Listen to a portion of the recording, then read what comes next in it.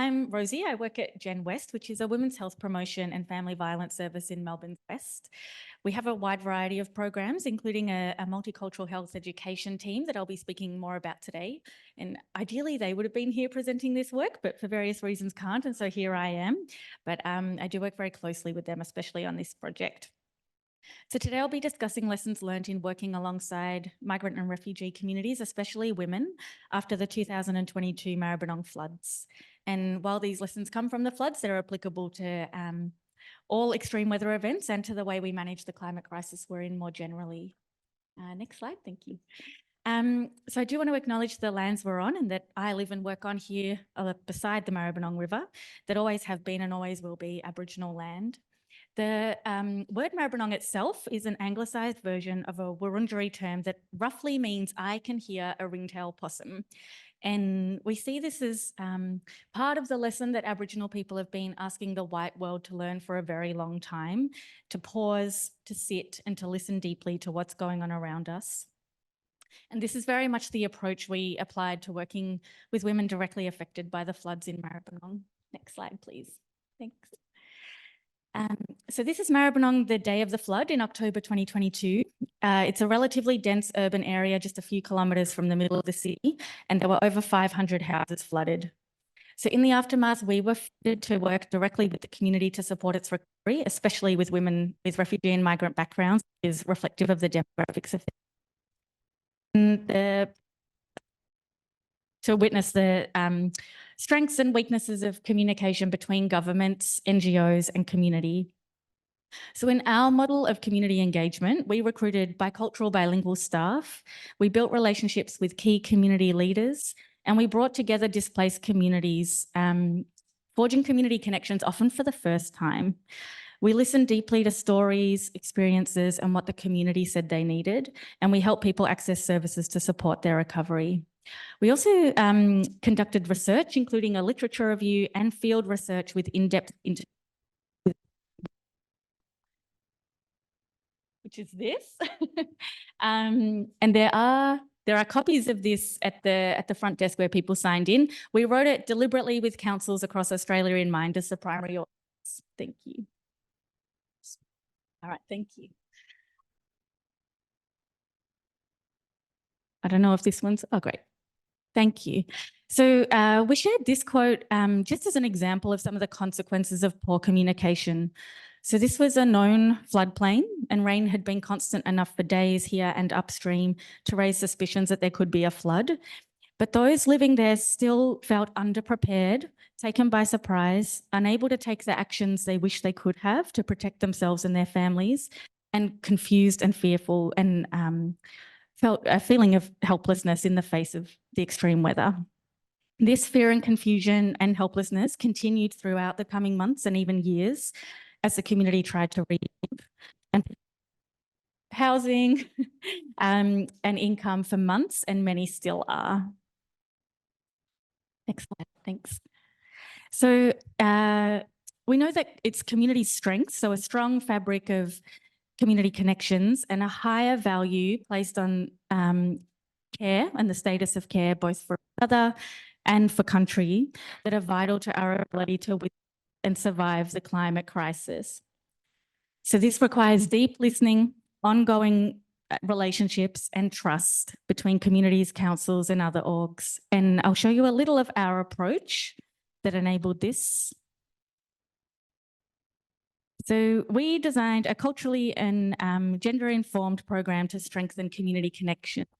So you can see here the kind of range of creative but simple ways we brought people together, showing care, acknowledging the effect of prolonged distress, and bringing people together in ways that enabled them to have conversations with one another, with local representatives from community agencies and with our bicultural staff. So you can see kids playing, others receiving therapeutic massages in the back and others just hanging out and chatting.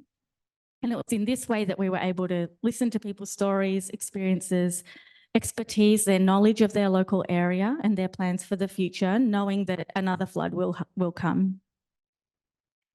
And I think these photos are an example of the kind of radical collaboration that it can be possible with community. Next slide, thanks. So women and extreme weather.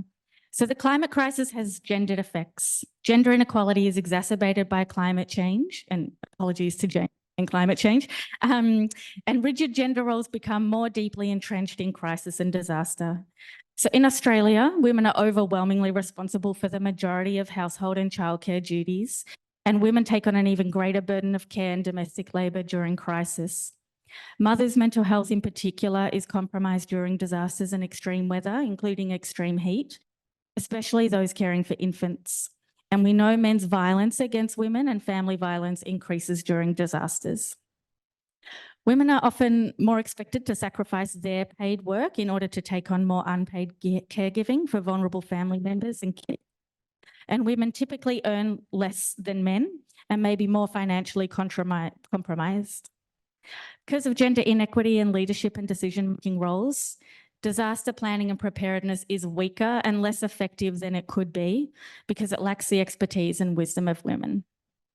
And this quote really just shows how common it was for us to hear about mothers' guilt and shame that they couldn't perform the roles in their communities that they were performing before. And we know that when we involve women in decision-making, it strengthens mitigation and adaptation efforts, improves the adoption of climate change policies and communication, and creates more resilient households and communities. Next slide, thanks. So similarly, for migrant and refugee communities and women, women are often at higher risk of poor outcomes with often less access to information and resources, political power, often limited social capital, and the effects of trauma and distress both pre and post migration. But these communities also have high levels of resilience, resourcefulness, adaptability, often collectivist worldviews that value care, collective care, and a range of other strengths in emergencies. There's also much that mainstream organisations can learn from the way diverse communities manage and adapt to climate, both here and overseas, including how communities care for one another during crisis. Thanks. So these are just a couple of quotes showing a common story we heard about a lack of information, a lack of knowledge of systems in Australia, and confusion about the support available. We also heard differing expectations of and confusion about various roles of government, council, state, federal, different departments within governments and community agencies in a disaster. And we heard, next please, thanks. We also heard about how beliefs and expectations from people's home countries affected their expectations of climate change here and the actions and behaviour they took in an emergency. And it's crucial to consider this when speaking with communities about extreme weather in their local setting here. So in short, culturally effective communication should be in language whenever needed, facilitated and supported by bicultural staff. It should take into account that some communities have cause to distrust government and agencies, and it should acknowledge that many lack familiarity with Australian systems. It should also acknowledge that we have lots to learn from culturally diverse communities and their strengths and knowledge in managing climate. So as I said, it's strong communities that are resilient communities and ones that know best how to mitigate and adapt to climate change in their local setting. There are many things councils and others can do to achieve this. So workforce diversity, having women and multicultural staff in key community roles as well as in leadership, working with community leaders as information intermediaries, and proactively seeking the experience and expertise of women in all our diversity about our lives and the way climate change affects our lives. And involving women and culturally diverse communities at all stages of climate change and mitigation and adaptation. One more, thanks. So we wanted to end with this lovely quote from one of the women who was whose house was flooded. You know, we all cultivate a connection to the land we're on, and it's only together and with respect for the land that cares for us that we can mitigate the climate crisis we're in. Thank you. Hold on to that.